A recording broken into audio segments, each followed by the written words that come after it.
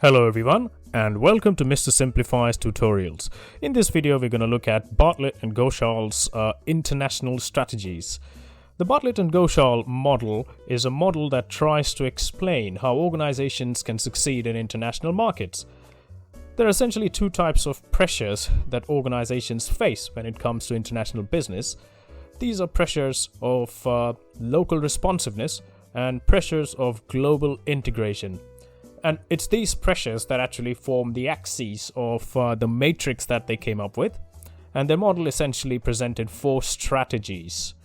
And what are these four types of strategies? They're called global strategy, transnational strategy, international strategy, and multi-domestic strategy. Now let's look at interpreting the actual axes first.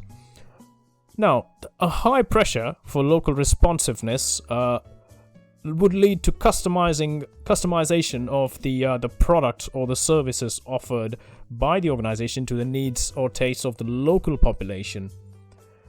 And a low pressure for local responsiveness means the company can essentially roll out the same products or services that they offer to the domestic market. A high pressure for global integration would mean centralization, which could provide economies of scale and ease of management for the organization.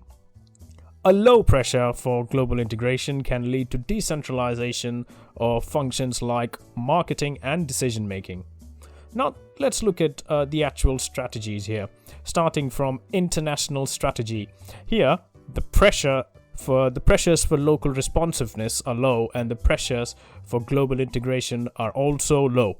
In this strategy, organizations could actually aim for decentralized decision making and regional production. They can also introduce cost efficiency by going local with functions like marketing and research and development. Subsidiaries in this sort of a strategy have more autonomy and power. Good examples of companies that implement this sort of a strategy are Amazon and Johnson & Johnson. Now let's look at global strategy here. The pressures for local responsiveness are low, but the pressures for global integration are high. Under this strategy, companies can actually use the same product or service offerings as a domestic marketplace. Companies here can actually achieve economies of scale and drive prices down.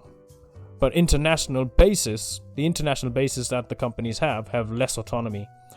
Here too, some of the production can actually be done locally, but functions like marketing and R&D are actually managed centrally. Examples of companies that tend to use this sort of a strategy are Intel and Pfizer. The next type is multi-domestic strategy. Here, the pressures for local responsiveness are high, but the pressure for global integration are low. So the customer basis in the domestic marketplaces for the organizations have more specific tastes or requirements. The organizations therefore need to customize its product base to suit the requirements of the local market to remain competitive.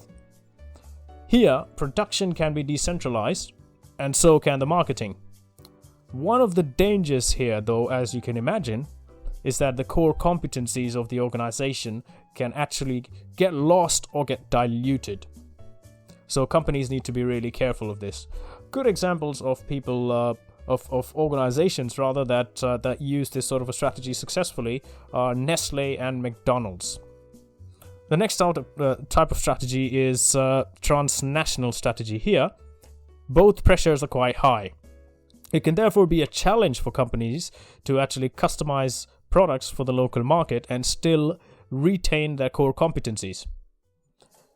Firms here need to understand what economies they wish to utilize.